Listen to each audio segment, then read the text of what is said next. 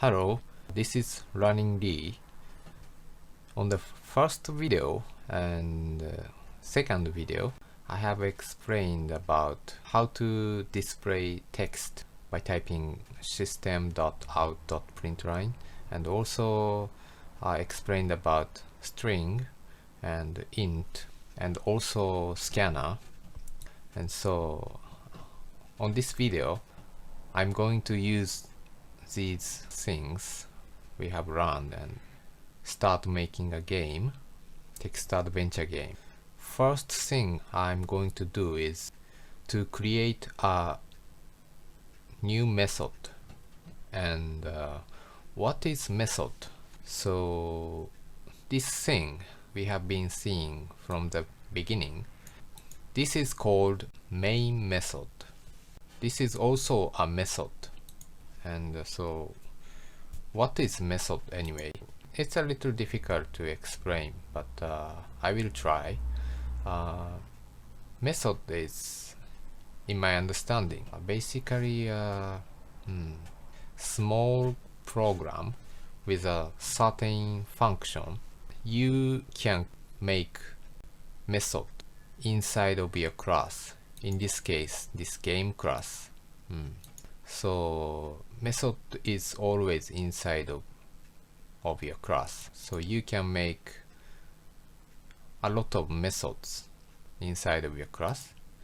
And so as this bracket suggests, this bracket is this game class bracket, and this main method is inside of this bracket, and this bracket is this main method's bracket. So if you want to add some program to this main methods, then you need to type between these brackets. So because this is the field of this method, and this main method is inside of this class. So it's like a class is parent, and method is its kids, their kids, or something like that. And I'm going to make another method, not this main method. Why do we need to do that? Since we are making a text adventure game, so what should we do first? And I think it's a good idea to create a player character first. And so we need to write some code to make a player character, and to do that I'm going to create a method that will do something, to create a player character. And so I'm going to type like this: public void player setup, and bracket and another bracket and open. So basically this is ready. This is kind of default text, and so you can type anything between this bracket. So this is another method, but compared to this main method, it looks a little different. So yeah, main method, it has public static void and the string and args. So what are these anyway? It sounds really difficult. Yeah, it's actually difficult, I think. And this player setup method we've just created, it has no static but only public and void. There is a reason, and these public, static, void, these words have their own meaning. But I think you don't have to think about it too much at this point. You will eventually learn about this stuff little by little, I think, as writing code. in my case, when I started learning programming, and so some book or some people try to explain everything, or try to explain about the structure of Java or programming, and if you try to learn everything at the same time, maybe you will be overwhelmed. I was overwhelmed, so in my case I gave up to understand what this means, but I just continue to write program, and eventually I started understanding what these mean. You will bump into some wall or good example, so I will explain about this stuff when good example shows up. I think that's more easy to understand with good example. So basically, as I said before, this is a default text, so it doesn't change every time you make a program. So you can just memorize this thing, public static void main string args. It doesn't change, and every program starts from this main method. And so yeah, this is default text, as I said before. But for another method, I think to make this text adventure game, I think I'm going to create several methods besides this player setup method, and I think I will write everything like this, public void, and some original name for the method. So I will just change this name, but otherwise everything I think comes with this public void. Sometimes you can type like this, or int or boolean, or there are several ways to make a method, but for this game I only use this public void and name. And yeah, I will explain whenever, for example, if I need to type like this, then I will explain why I need to type like that. So yes, let's continue. So here we are going to create a player character. So that means we are going to set up some parameters for the character. So to do that, just like we did on the first video, or maybe also on the second video, I'm making a int variable called player HP first. But this is still empty, so we need to put some number into this container or variable. Equal, let's make this 15 something. Okay. And this time string, and yeah, let's set up player weapon. And so this time not int but string, because it needs to contain text data, not number. And in this case it will be, I think it will be weapon's name. So, and also this is still empty, so let's put some text data into it. Player weapon equal, so what weapon? Like a knife. So player has a knife. But maybe this this will be changed as game proceed. By the way, you can change the content of this string you created, even though you put knife into this player weapon container first. But you can change content of this later. So like when you found some new weapon, then you can change this knife to axe or something, then player weapon will change. Yeah, but for now player's weapon is knife. And so yeah, so let's check if this is okay or not. This program, I mean. Okay, let's zoom out your HP.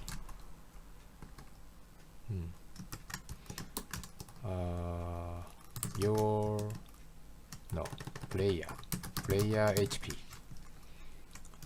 Maybe space here, and also print line your weapon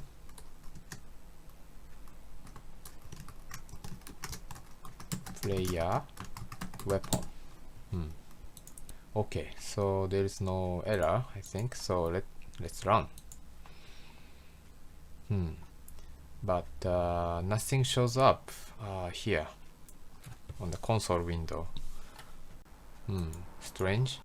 We've written a lot of code, and we've written system.out, so something should be displayed here.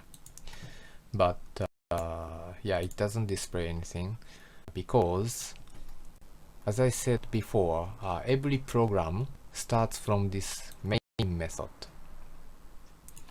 and we created this new method called player setup. And so program, when you run this game class, the program start from this main method. And since we have written nothing inside of this main method, so although program start this main method, but it just end without doing anything because nothing has been written. Yeah, we've written a lot of stuff here, but basically there is no connection between this main method and the player setup, so it cannot call this method. So we need to call this player setup method from here inside of main method, because program starts from here. So we need to make some connection between these two methods. So to do that, we need to type some codes here. And yeah, this is going to be pretty complicated, I think. But yeah, I'm going to type everything first and explain. First, game, and game equal new game, and game dot player setup. So yeah, this is everything. So now let's check this program. So see, now your HP 15, your weapon knife. So these texts are displayed. So that means the program run this player setup method. So yeah, it's working properly this time.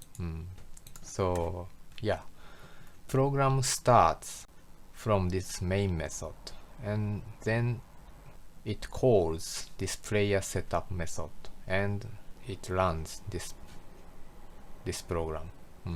So yeah, let me explain about these three lines a little bit. First, I'm going to explain this third line. And so what this means, okay, so this player setup, this is this player setup method. Basically this third line means Okay, let's call this player setup method, and which is inside of game class. So games class player setup method. Yeah, so let's call it. So this game basically means game. Actually, we just named it here.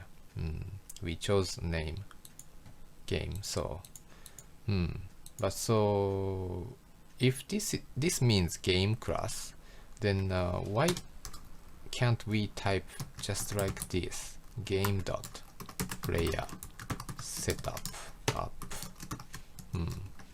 Yeah, because it's, this is this right. So why this doesn't work? Yeah, I wonder.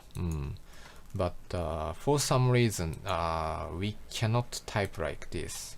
So if you want to access another method from this main method, first you need to type like this basically. And so what this means, first, yeah, just like you did for this int or a string variable, you put a name on it. So this is, you can change whatever you want, you can choose whatever you want. So for example, you can change this like doubling or something, whatever. And so in that case you need to change this as well, and program still works. So yeah, on this first line you put a name on this game class. So basically, yeah, we want to use this game class method, so, and to do that we put a name, and the second line means doubling. What is doubling? Doubling is game class. And yeah, we just we just made game class, or renew game class. Programming term, I think it says instantiate. We just instantiated this game class. Wow. Anyway, so here we declared doubling is equal, yeah, game class. So please recognize this doubling as a game class. So program now recognize this doubling as a game class. So you can type like this, not game dot player setup, but doubling dot player setup. This basically means doubling's player setup method. So dot basically means this S, doubling's player setup method. So let's call doubling, it means games player setup method. So yeah, that's how this player setup method is called. And so run this program inside of player setup method. So like this you can access another method. And you might think, why we cannot type everything inside of main method? Why we need to create another method? Yeah, I thought so too, but as you proceed your program, and as your program becomes bigger and longer, and so creating several methods will be very handy or useful. But I think I should explain it with a good example, not just saying by only words. So I think I'm going to explain it whenever I have a chance with a good example. So yeah, please let me continue for now. So we have established player HP and a player weapon. So what's next? So yeah, let's create a player name. So to do that, string, let's make string first, player name. Well, just like we did on the last video, I think. So we create player name, and we want our user to type their name. So, and we want to receive that keyboard input as a text data and put into this player name string. So to do that, we are going to use scanner again. So scanner, we are going to do some preparation. Scanner, and we choose name, something name, whatever, like yeah, scanner, my scanner. And yeah, we need to import this just like last time. So let's import, click here, and so Eclipse automatically import this scanner, and now we can use scanner. And since we want to receive text keyboard input, so we need to type like this: scanner, my scanner equal new scanner with system.in. So now this my scanner can receive keyboard input. So yeah, let's ask user their name. So system.out print line, and please enter your name.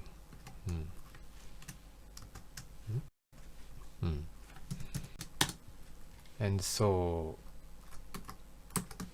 we need to put the text into this player name string.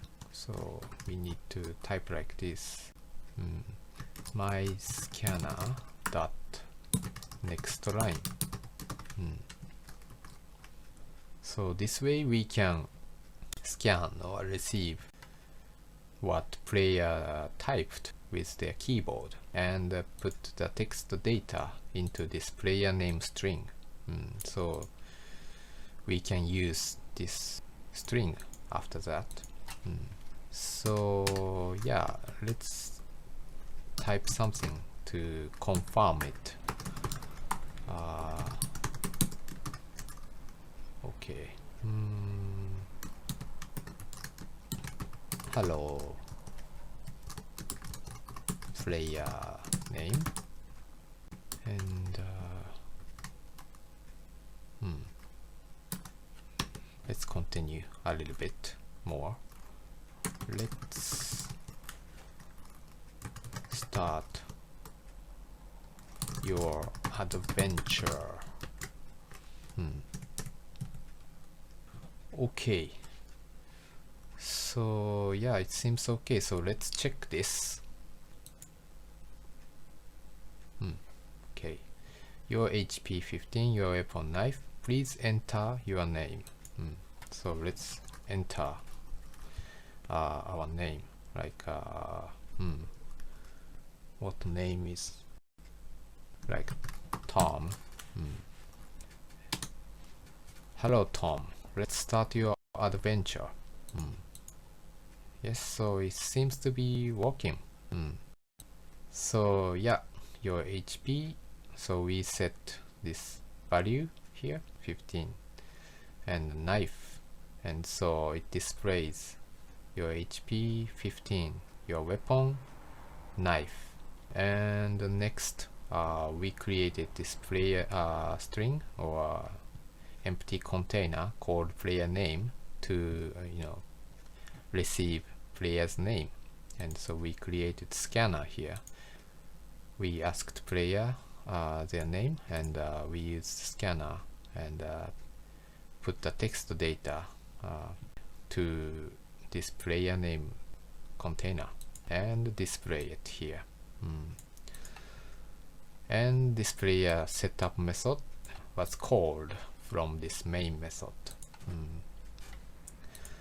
So yeah, that's what we have written here. I think we have established the player character now. Maybe we are going to add some another parameter or element to display character, but for now let's proceed with this data. So yeah, on the next video I think I'm going to write some introduction text, and so yeah, basically start the story of the game. Okay, so thank you for watching.